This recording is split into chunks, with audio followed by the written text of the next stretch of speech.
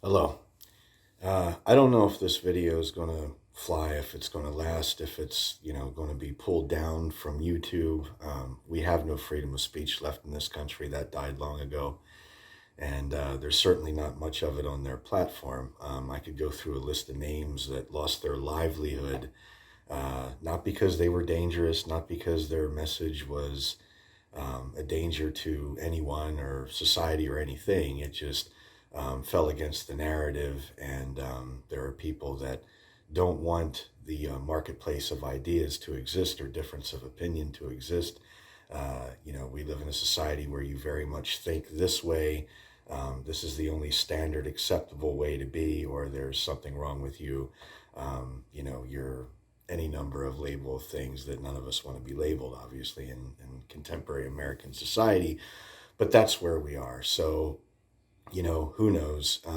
I don't think YouTube's too worried about me and my 3 subscribers who would be absolutely crushed were I to be censored or banned in any way. But I wanted to take time to talk about the jab and getting the jab, and that's increasingly going to be a topic of conversation as our industry opens back up and we move forward. Now, I think the most disappointing aspect of what I'm about to discuss is when you look at the past year in this pandemic, we know that, COVID is serious. I know somebody that passed away from it. However, having said that, I know a lot more people that have survived it, including my bedridden mother who survived it. Okay. So the survivability rate is somewhere in the 99 point whatever percentile rank, depending on your age and your overall health and a number of other factors. Um, it is not the Spanish flu. Even with the Spanish flu, there was never a vaccine for it. People eventually developed antibodies. We ought to remember that from the very beginning of this pandemic, that the numbers were skewed, that the death count is incorrect because it's been mixed with other causes of death that weren't necessarily straight up COVID. We know that. We know that in the beginning there was an exaggeration on how much it would tax the healthcare industry in terms of their ability to treat people and withstand the pandemic. Remember the ships and the hospitals, the makeshift hospitals the military created that were never even used. President Trump, had massive amounts, record amounts of ventilators produced. I think a lot of them ended up going to other countries because we didn't need them here.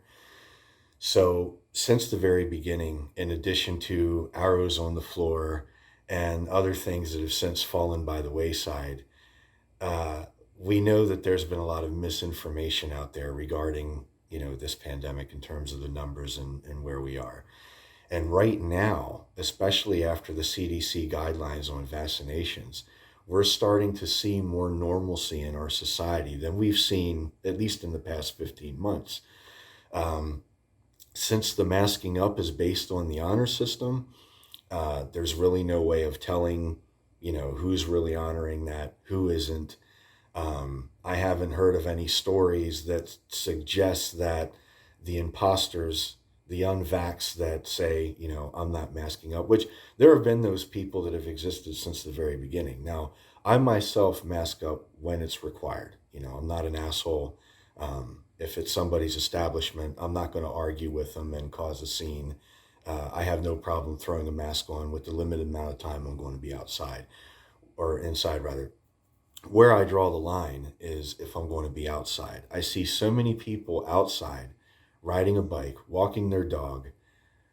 Sometimes they're with another person or a limited group. Sometimes they're by themselves entirely and they're masked up. Why? What is the logic, the science behind that? Or even now, a perfect example.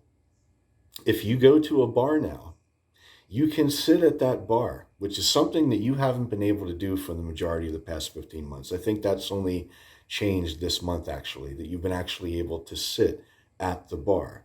Now, a lot of the bars have partitions where, you sit with your group or by yourself or maybe groups of two, and every so often there's a plastic partition. One of the companies that we work for actually manufacture that partition, so it served them well. I'm sure they did well selling it to area establishments. But not all bars have this. I don't know if it's required by the state that it's necessary. Otherwise, you would see everybody doing it, I would assume. But my point is, we're legally allowed to sit at the bar, whether we're vaxxed or unvaxxed. Okay? What you're expected to do is mask up for that couple seconds that it takes you to walk 10, 15 feet from the opening of that establishment to the bar, to your chair. Okay? Then you're able to unmask and you can eat, drink, be merry, whatever you want to do.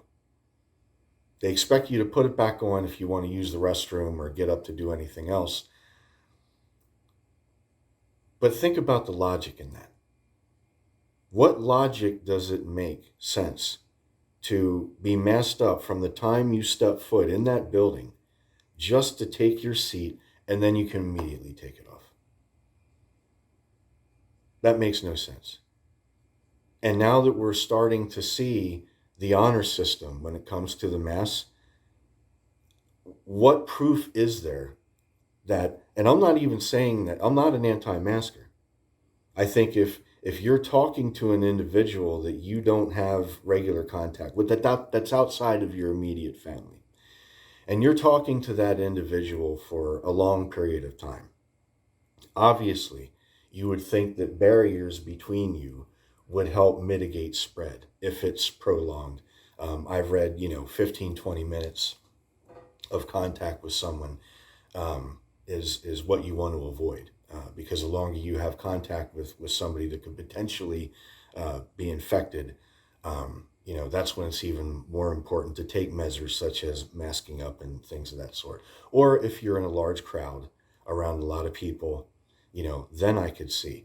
But if you're outside and there's reasonable space among you, I don't see where that makes sense. Or just to walk in, a couple feet, you're not at risk by walking by someone that doesn't have a mask on. I mean, unless they're coughing directly in your face, I don't see how that, makes any sense whatsoever to act as if, oh my God, he doesn't have a mask. He's walking death. And certainly there have been people that have acted that way, especially in the beginning. I was accosted last summer by a woman that, thought I was a threat to her just by walking by, minding my own damn business. And yet somehow, in her logic, accosting me without a mask on, knowing that we're going to be in each other's faces, raising our voices, all that sort of thing, she thought that was a good idea. And maybe she didn't think that she would get that from me, but that was, you get in my face, that's how I'm going to be. I'm going to projecting my viral load because I'm going to be raising my voice and that sort of thing. So it never made any sense to me why these people, Karens, they call them sometimes, or I guess there's a male name for them, Chads now. No offense, buddy. But that's what they call them. And I think for people like that, they love this type of environment because busybodies love to have things to nitpick at. They love to be able to say, oh, he's not doing that. And now that's about to come to the workplace now that we're slowly getting back into things. Now, here's what I don't understand about why the industry is hanging on to this stupidity after where we are in 15 months of this pandemic and what we've seen. A lot of places that previously did temperature checks are no longer doing so. Places of employment, public places that previously did temperature checks are no longer doing so. So one must ask, how effective and necessary were those temperature checks to begin with? Really? And if they were necessary then, why are they not necessary now? But see, unions and places of employment are putting out directives that when we come back, what we need to be prepared for are tours that demand everyone on the call be vaccinated, demand that proof be shown that they were vaccinated. And if they allow any unvaxxed people at all, they need to be masked up, and they may need to be subjected to a COVID test prior to their shift. Now, I don't know about you, but I'm not subjecting myself to either one of those. Okay? Not at this point in the pandemic, I'm not. All right? I don't think it's necessary nor reasonable for me to be subjected to that uncomfortable test, which I've taken before. I've taken it 3 times, twice in one night, actually. But I find it unreasonable to be expected to do that as if I'm walking death otherwise. That is not reasonable. Okay? Now, I see it happening because I know the industry and I know the people in it and I know their liberal mentality, and they're all about that shit.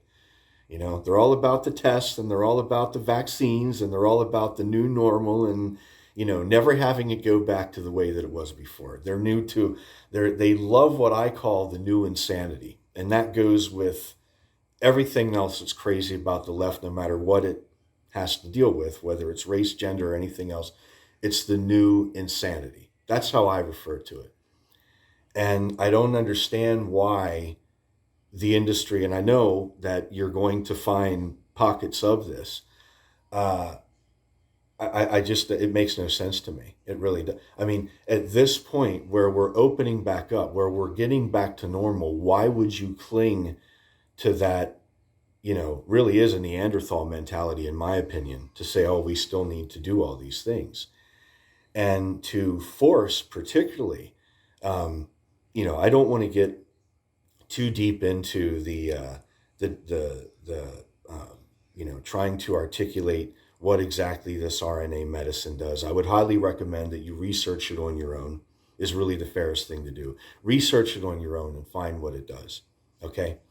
And when you consider how this was rushed and how they're trying to force it upon everyone, and you consider that, even one of the deadliest viruses in recent memory, the Spanish flu, there never was a vaccine for that.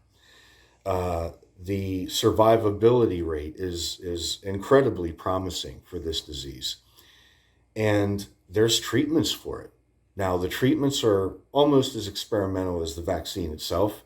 And, they're highly politicized, maybe not so much anymore, but a few months ago when we had other leadership in the White House, very highly politicized. But there are treatments for this nonetheless. So I'm having a hard time understanding why people would rush out to get this when it has such a high survivability rate. There are treatments available for it. It makes no sense to me. The risks outweigh the risks of what this new technology, this experimental technology does, far outweigh the risks of getting the disease itself, in my opinion. Okay?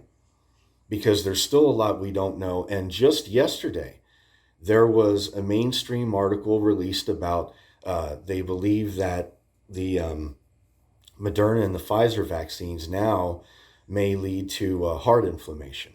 All right. And I don't remember the medical term for that, but it's basically inflammation of the heart muscle. And I've read a lot regarding inflammation, both with this disease and with the vaccine. And inflammation just wreaks havoc on the body. If you have inflammation issues, you're probably not going to deal with cancer very well. It is related to so many negative health issues. A buddy of mine that was a year younger than me that passed away not too long ago, he had irritable bowel syndrome, which is an inflammatory issue. And apparently the medicine that they gave him caused him to get pancreatitis, and that's what he passed away from, was pancreatitis.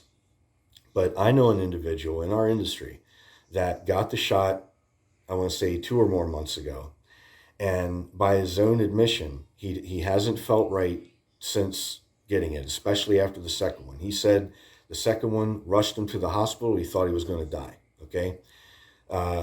Over the next coming weeks, they keep doing these tests. They think in the beginning that he may have cancer. They find out that it's not cancer. What it is sarcoidosis. If you look up the cause of sarcoidosis, according to the Mayo Clinic, it says clear definition in there that it's caused by an interruption in the immune system. It leads to inflammation of the lungs, the lymph nodes, which is very good. You get cancer in the lymph nodes, you're pretty much screwed, as I understand it. Uh, but it can affect other organs as well.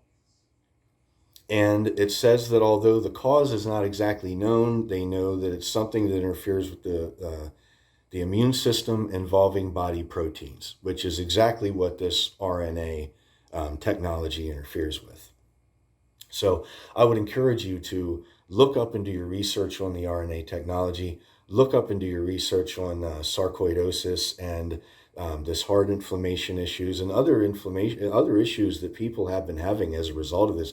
People have passed away not long after getting it. Now, a lot of those cases are rather ambiguous. People die of natural causes or causes that, they really don't know what the cause of death was all the time. So the fact that they got a vaccine and they died the same day, the next day, a couple days later, whatever, that could be purely coincidental.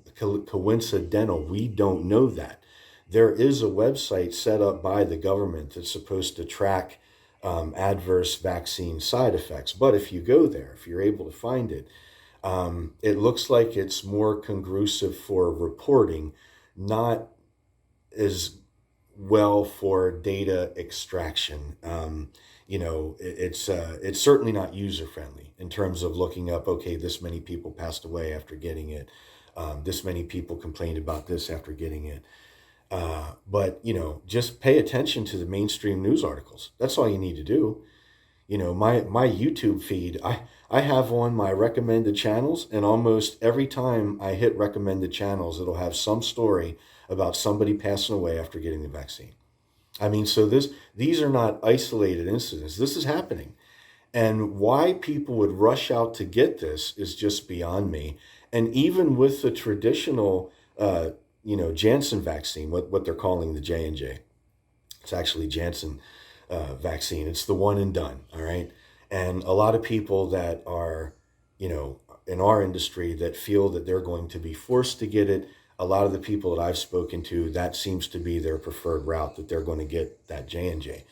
Why I hesitate even with that is because now, if you look at the mainstream headlines, and Dr. Fauci himself said just a couple days ago that he does not believe that the oranges of this were natural. That it's looking more and more that this was a man-made, created virus that was done in the Wuhan lab that may or may not have escaped accidentally. Nobody knows that at this point in time. But it's increasingly looking like that's the case. So if you accept that, and you accept that, okay, this is, a man-made Chi-Com bioweapon, why would you put that in you at all if you didn't have it in the first place? Why would you do that? I mean, since this pandemic, again, I've read so many stories and so many articles, and some of them are just pop up, COVID may cause strokes, or COVID may cause this, or may cause that, or, could lead to blindness, or whatever. I mean, we've seen so many things, right? Some of them are legit, some not. Some of them ended up, they found things when they, do farther research on it. Some you never hear about again. I remember hearing at one point that the U.S. military was not going to accept anyone that ever had it. I don't know what the status is with that, or if that was a legit story or not. But knowing what you do about the disease itself, why would you put that in you if you didn't have to? Why would you put any part of it in you if you didn't have to? Because what we are is an accumulation. What you put into your body matters. It does. Especially if it's going to be frequent over the long term, which should be more concerning to these people, knowing that they're going to have boosters, and it's going to be just like the flu. This will be something that you do, ongoingly. And I just think that it's insanity to shame those that try to maintain some semblance of normalcy and reason in their lives and say, you know what, I'm going to give pause to this. I mean, for one thing, if people are forced to do it or lose their livelihood, that's pretty powerful. If they're going to say, you need to do this or you can't work, In our industry, if there's alternate options such as working at shops, I worked one at one today that's not real big on the BS. If there are, you know, alternate uh, avenues of people to make a living without going through all that draconian bullshit, then I'm all for it, and I will do my best to manage an existence and eke out an existence working for those people. But if it becomes overall that this is what we must do and everyone has to do it, if it's nationwide mandatory, well then I guess there isn't. But if it's an industry thing, well, it's not the only industry to work in. If it's only the tours are doing this nonsense where they're making people they're forcing them to get vaccinated or basically saying that they can't work. You do have options. You do have options. And even if you didn't have options, I'm nowhere near ready to cross that bridge. And I am shocked at the number of people that have just rushed out to get this, no matter which one it was. It just blows my mind. People that I never would have thought would get it. And, two of the guys are New York guys that think they're high level mafiosos. And, as shocked as I was that they caved, I think that the pressure that they're getting in the area where they're from and they used to work at and, what have you, they're hearing a lot of that chatter of everyone's going to need this or you're not going to be able to work if you don't. So I think that's why they've been so adamant about it. I know they've been up my ass. The one guy's been up my ass for weeks, saying, "Oh, you're going to have to get it," da da da. Guy told me today that, oh, well, if you want to be able to support your kids and that kind of talk, and that really pisses me off because I think I've done very well with the cards that I've been dealt.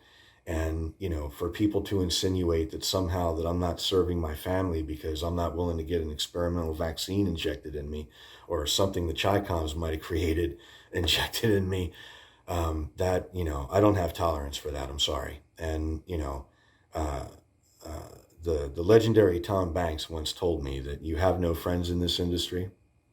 And I knew right away what he meant by that. He meant that, the people that you ride with, that you chill with, that, want to bullshit with you and gain intel and, ammo, they're going to turn around and use it against you. They don't really give a shit about you. They damn sure don't give a shit about your wife. They don't care about your family, blah, blah, blah.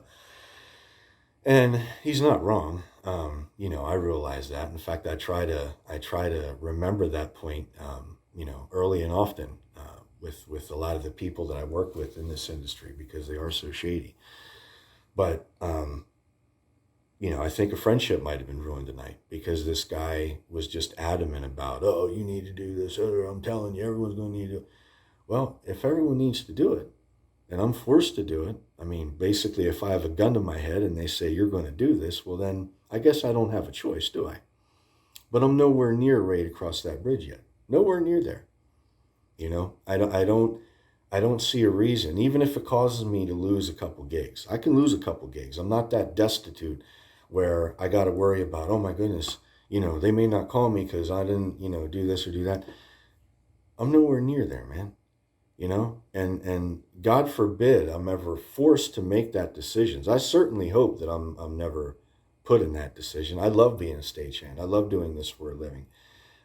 As much as there are a lot of downsides in doing it in terms of, if you ever go for a loan and they see multiple employers and that you freelance, that's probably not going to be in your best interest. There's a lot of downsides where that's concerned. And, there are a lot of people that don't have health insurance, retirement, all that sort of thing. A lot of the unions have done a really good job in trying to get a lot of us freelancers those types of benefits. So it's not as bad as it used to be where you're pretty much, working for cash only and not really getting, anything else. But it's still the nature of the work, the sparringness of it, the uncertainty of it. A lot of people can't handle that. They want the security of, a traditional full-time job. And some of them have, full-time jobs in the industry. I mean, there's plenty of people that have full-time jobs in the industry. But I usually speak from the perspective of a freelancer because I've been one since 2009. So, and I think I've done very well, dare I say. 5 union cards and I don't think anybody works in the number of houses that I have, or that I used to when I had as many cards. I didn't think it was worthwhile having so many, so I cut down to 3. But, it just, it blows my mind that so many people have went out and made this decision to do this when they haven't waited to see, a wait and see approach to what the reality on the ground is. Because I've worked calls where they said, yes, you're going to have to mask up and that's how it's going to be. And.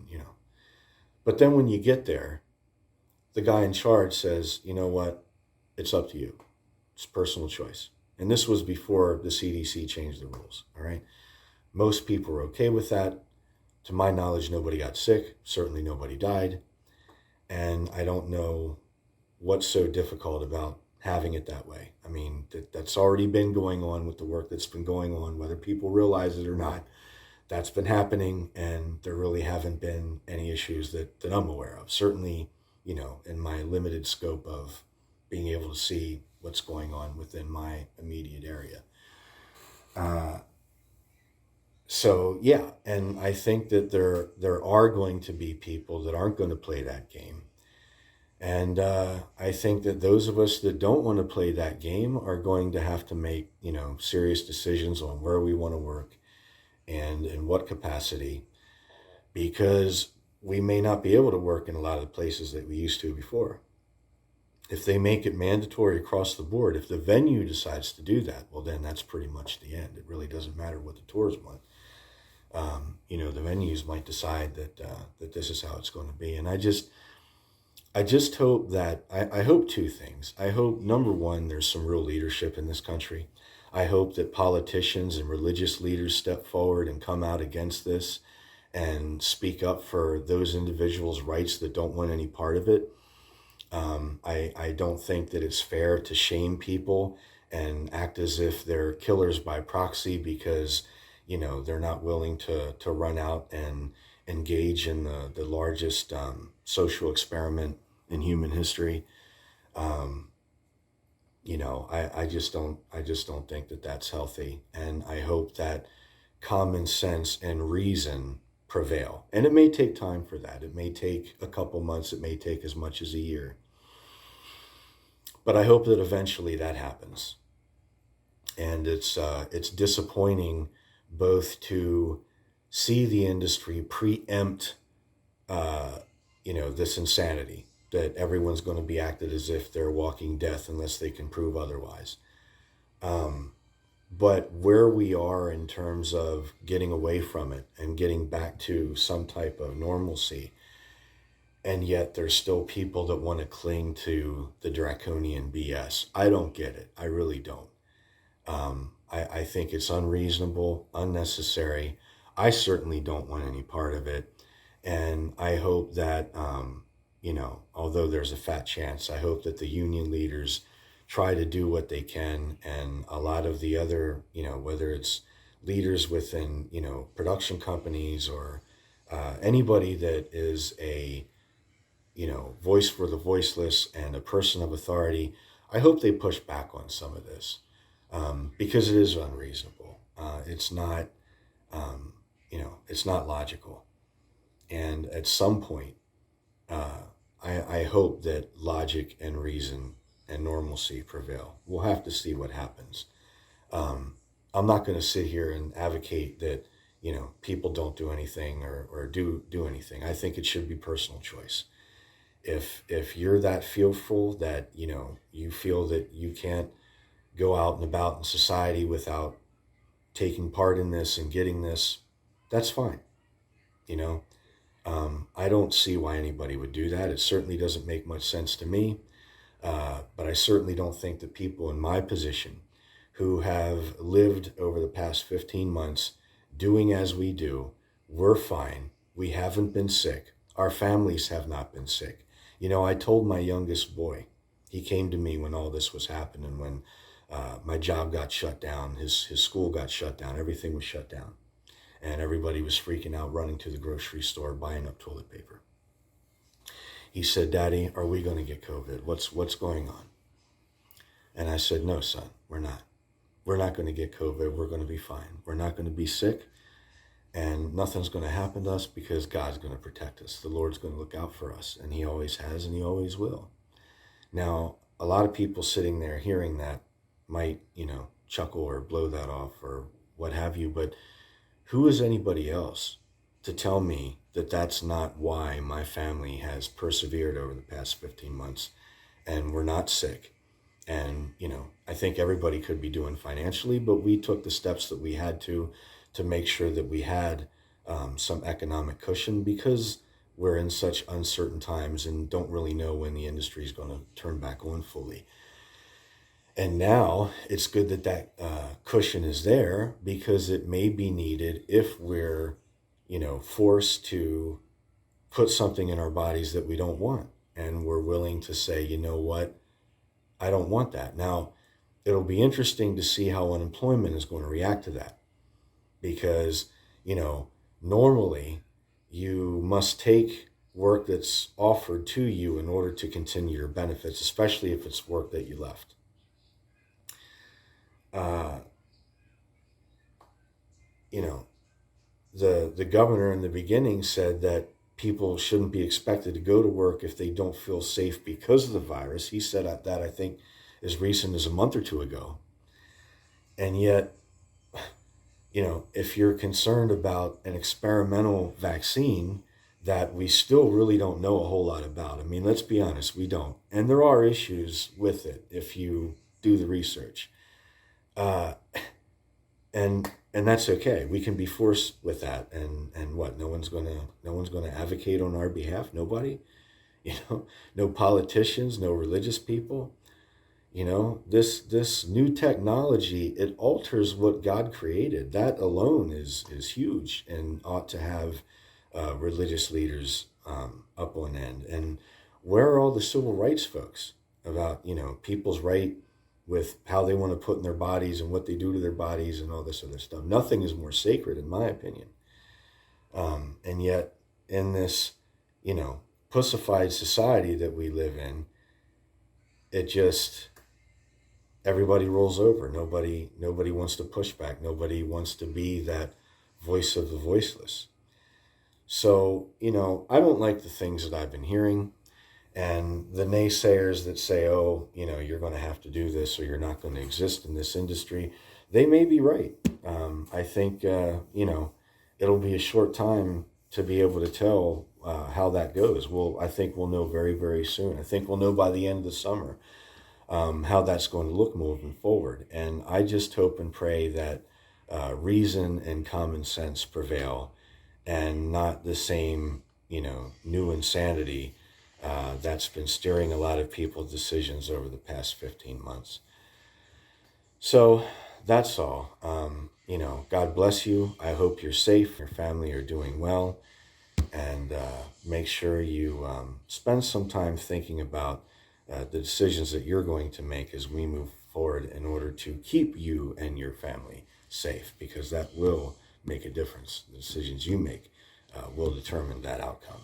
So be well. God bless. Love you.